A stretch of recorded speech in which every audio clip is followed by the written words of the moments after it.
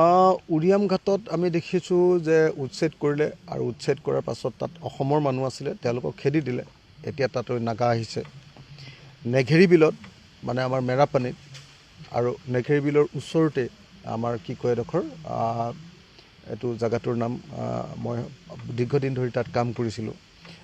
আমাৰ মেৰাপানীৰ মানে দৈয়াং ৰিজাৰ্ভৰ আন এটা ঠাইত আহি নাগাই ডাইৰেক্টলি আহি আমাৰ মানুহক গুলি মাৰি দিলেহি। এতিয়া নেঘেৰী বিলৰ মাটিখিনি তেওঁলোকে নাগাই দখল কৰিবলৈ লৈছে। তো এতিয়া অসমৰ মানুহক খেদি ধৰ্মৰ ভিত্তিত, ঠিক আছে, আমিতো সেইটো বিৰোধিতাও কৰা নাছিলোঁ। নেঘেৰী বিলত যেতিয়া উচ্ছেদ কৰিছিলে আমিতো প্ৰতিবাদ কৰিবলৈ যোৱা নাছিলোঁ। উৰিয়াম ঘাটত যেতিয়া উচ্ছেদ কৰিছিলে আমিতো প্ৰতিবাদ কৰিবলৈ যোৱা নাছিলোঁ। ঠিক আছে, তোমালোকে তাৰ পৰা মুছলমান মানুহক খেদিলা, ধৰ্মৰ ভিত্তিত খেদিলা, তোমালোকৰ হিন্দুত্ব প্ৰতিষ্ঠা কৰিবৰ কাৰণে খেদিলা। তাৰপিছততো এতিয়া খ্ৰীষ্টান মানুহে আহি বহিলি, তাৰপিছততো নাগা মানুহে আহি বহিলি, বাহিৰৰ মানুহে আহি বহিলি। তো গতিকে এই যি হঠকাৰী কাম যে অসমৰ নাগৰিকক ধৰ্মৰ ভিত্তিত উচ্ছেদ কৰা আৰু নাগৰিকক ধৰ্মৰ ভিত্তিত উচ্ছেদ কৰি অসমৰ মানুহৰ মাজত উত্তেজনাৰ সৃষ্টি কৰি দিয়া, ব্যাপক ৰূপত আৱেগৰ সৃষ্টি কৰি দিয়া যে আমি জাতি মাটি ভেটি ৰক্ষা কৰিছোঁ। তাৰ পাছত দেখা গৈছে যে সেই মাটি আচলতে বহিৰাজ্য নাগালেণ্ডৰ মানুহে দখল কৰিছে। তাৰ পাছত আচলতে এই চৰকাৰখনৰ লাজ বুলি একো কথা নাই।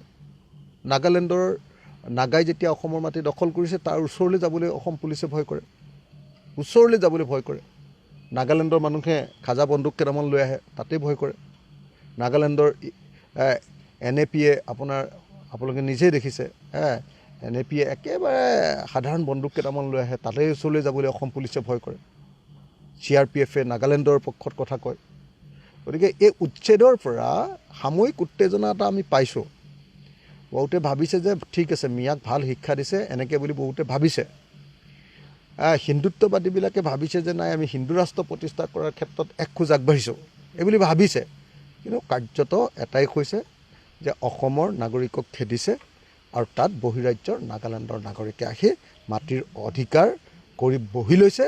আৰু সেইকাৰণে মই ভাবোঁ যে নভবা নিচিন্তাকৈ অকল ৰাজনৈতিক উদ্দেশ্যত সঠিক পৰিকল্পনা নোহোৱাকৈ সাধাৰণ জনতাক কৰা উচ্ছেদ কেতিয়াও গ্ৰহণযোগ্য নহয় আৰু তাৰ পৰা ফলাফল কেতিয়াও ভালকৈ নাপায়।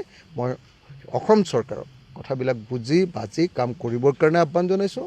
আৰু মানুহৰ মাজত উত্তেজনাৰ সৃষ্টি কৰি মানুহক অকল খালি ধৰ্মৰ ভিত্তিত মাৰপিট কৰি, ধৰ্মৰ ভিত্তিত গুলিয়াই দি, ধৰ্মৰ ভিত্তিত অত্যাচাৰ কৰি, ধৰ্মৰ ভিত্তিত এনকাউণ্টাৰ কৰি অসমত যি এক সাম্প্ৰদায়িক আৰু ফেচিবাদী বাতাবৰণ তৈয়াৰ কৰিছে, এইটো বন্ধ কৰি প্ৰকৃত অৰ্থত অসমৰ প্ৰত্যেকজন নাগৰিকক প্ৰফেশ্যনেল মানুহৰূপে গঢ়ি তুলিবৰ কাৰণে, পেছাদাৰী চব মানুহে কাম কৰি খাব পৰা এটা পৰিস্থিতিলৈ আনিবৰ কাৰণে আৰু সকলোকে কৰ্মসংস্থাপন দিবৰ কাৰণে অসমীয়া জাতিৰ হৈ কাম কৰিব লাগে। আৰু লগতে যিবিলাক বিদেশী আছে, লগতে বিদেশীবিলাকো খেদিব লাগে। সেইটোৰ ক্ষেত্ৰত ধৰ্ম চাব নালাগে।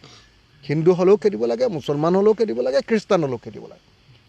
ধৰ্মৰ ভিত্তিত নহয়, সকলো বিদেশীকে অসমৰ পৰা বিতৰণ কৰাৰ ব্যৱস্থা কৰিব লাগে। কিন্তু এটা ঠাইৰ পৰা আন ঠাইলৈ বা 1 কিলোমিটাৰ দূৰলৈ আঁতৰাই লৈ অসমৰ কোনো উপকাৰ নহয়, বৰং দীৰ্ঘদিনৰ কাৰণে অসমৰ জাতি গঠন প্ৰক্ৰিয়া ব্যাহতহে হ'ব।